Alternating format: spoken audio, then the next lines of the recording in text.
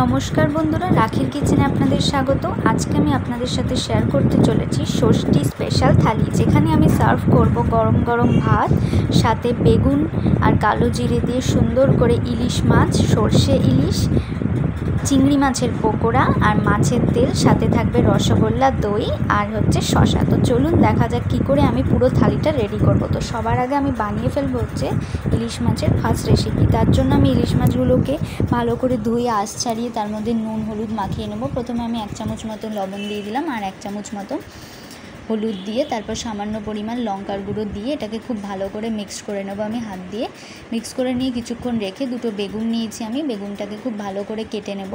टुकरो टुकरो करे केटे एर मধ্যে নুন देब सामान्य परिमाण और देब सामान्य परिमाण होच्छे हलुद गुঁড়ো, हाफ चामच दिलेई किन्तु हये गेल। तारपर आमी सर्षेर तेल गरम करे दिए देबो कड़ाइते और एक एक करे बेगुन जे टुकरोगुलो रेखेছিলাম सेटा किन्तु फ्राई करे नेब। प्रत्येकटा बेगुन भालो करे लाल लाल हये गेले दु पिष्ठे फ्राई हये गेल आमी किन्तु तुले नेब। तुले तेल झरिए आमी एइभाবে तुले किन्तु सार्व करे राखबो। ततक्षणे যতক্ষণে আমি এটা তুলে রাখবো তারপরে আমি একটা ব্যাটার রেডি করব। তার মধ্যে আমি নেব হচ্ছে জিরের গুঁড়ো 1 চামচ লঙ্কার গুঁড়ো 1 চামচ হচ্ছে হলুদের গুঁড়ো, হাফ চামচ মতো লবণ দিয়ে সামান্য পরিমাণ জল দিয়ে আমি মশলাটা রেডি করে নিয়েছি। এবার আমি সামান্য পরিমাণ তেল দিয়ে কালো জিরে দিয়ে দিলাম, দিয়ে ভালো করে এটাকে ভাজা ভাজা করে নিয়ে যে মশলাটা আমি রেডি করেছি সেটা আমি কড়াইয়ের মধ্যে কিন্তু দিয়ে দিলাম। দিয়ে খুব ভালো করে এটাকে নাড়াচাড়া করে নেব। ভালো মতো নাড়াচাড়া হয়ে গেলে আমি এর মধ্যে দিয়ে দেবো 5 থেকে 6টা মতো কাঁচা পাকা লঙ্কা। তারপর আমি এর মধ্যে দেবো হচ্ছে সামান্য পরিমাণ জল দিয়ে খুব ভালো করে মিক্সচারটা রেডি করব। যখন দেখবো আমি ফুটে গেছে পুরো মিক্সচারটা আর কাইটা রেডি হয়ে গেছে, তারপরে আমি ইলিশ মাছগুলো এক এক করে এর মধ্যে দিয়ে দেবো। খুব ভালো করে এবার নাড়িয়ে চাড়িয়ে নেব আর একটু জল দিয়ে দেবো চারিদিক থেকে, যাতে মাছগুলো একটার সাথে একটা গায়ে গায়ে না লেগে যায়। তাই জন্য আমি খুন্তি দিয়ে ভালো করে নাড়িয়ে নিচ্ছি। এবার দিয়ে এটাকে কিন্তু এবার আমি এর মধ্যে 1 চামচ মতো লবণ দেব, দিয়ে আপনি পরিমাণ মতো লবণ দেবেন আর সামান্য পরিমাণ জল দিয়ে আমি এর মধ্যে কি করব না, যে বেগুনগুলো আমি ভেজে রেখে দিয়েছিলাম সেগুলো এক এক করে দিয়ে দেবো। দিয়ে খুব ভালো করে বেগুন ইলিশের যে ঝোলটা সেটা কিন্তু আমি রেডি করছি। 10 থেকে 15 মিনিট এইভাবে নাড়িয়ে চাড়িয়ে নিলে ফুটে গেলে কিন্তু আমাদের টেস্টি বেগুন ইলিশের ঝোল রেডি।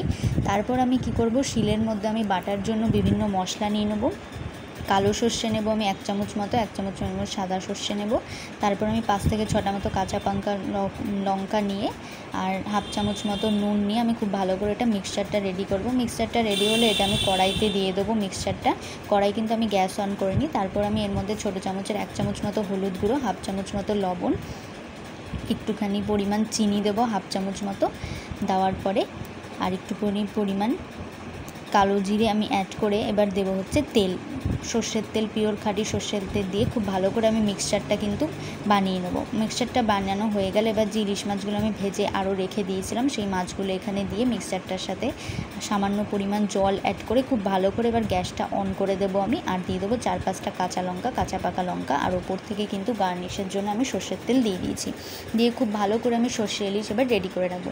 ঢাকা দিয়ে রেখে দিয়েছি। 15 থেকে 20 মিনিট পর আমি ঢাকনা খুলে দেখবো যে যখন ফুটে ফুটে এসছে পুরো রেডি হয়ে গেছে আমার সর্ষে ইলিশটা, তখন কিন্তু আমি এটা প্লেটে সার্ভ করে নেব টেস্টি সর্ষে ইলিশ।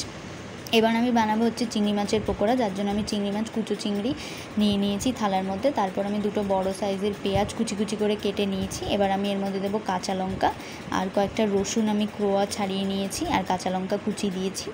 দেওয়ার পর এবার আমি অ্যাড করবো এর মধ্যে ধনেপাতা সামান্য পরিমাণ দিয়ে এবার আমি বিভিন্ন মশলাগুলো অ্যাড করে নেবো এক এক করে। না কি দেবো আমি সবার প্রথমে হচ্ছে সবার ফার্স্টে আমি এর মধ্যে দিয়ে দেবো লবণ হাফ চামচ মতো, আপনারা পরিমাণ মতো বা স্বাদ অনুযায়ী কিন্তু লবণ দেবেন।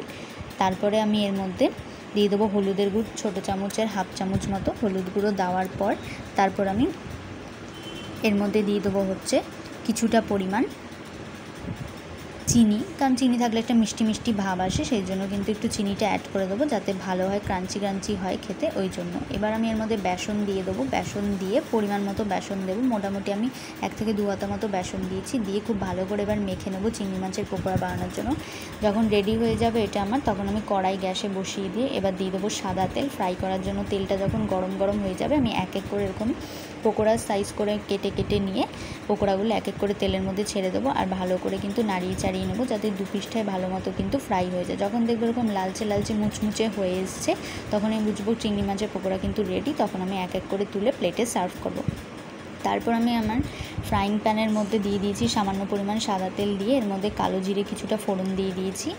দেওয়ার পর আমি মাছের তেল রেখেছিলাম, মাছের তেলটা আজকে রান্না করব, সেই মাছের তেলটা কিন্তু আমি দিয়ে দিলাম। এটা ইলিশ মাছেরই তেল, ইলিশ মাছ যেহেতু আমি ভাজা ভাজা করেছি তার সাথে কিছুটা পরিমাণ তেল ছিল, তাই আমি এই তেলটা কিন্তু বানিয়ে নেবো একবারই।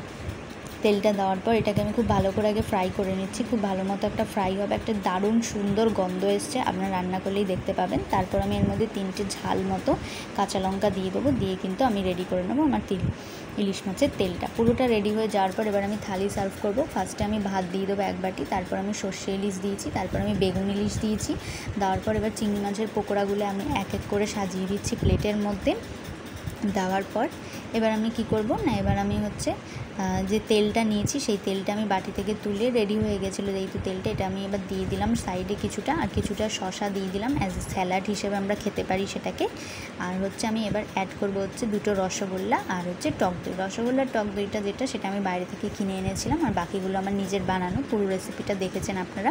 আর একটা লঙ্কা আমি ওপর থেকে অ্যাড করে দেবো। আর আমার ষষ্ঠীর থালি কিন্তু আজকে পুরো রেডি। পুরো রেসিপিটা দেখার পর লাইক, কমেন্ট, শেয়ার করতে একদম ভুলবেন না। চ্যানেল নতুন হয়ে থাকলে সাবস্ক্রাইব করুন, সবার সাথে শেয়ার করুন। আবার দেখা হবে পরের দিন অন্য একটা রেসিপির সাথে। ততদিন সবাই ভালো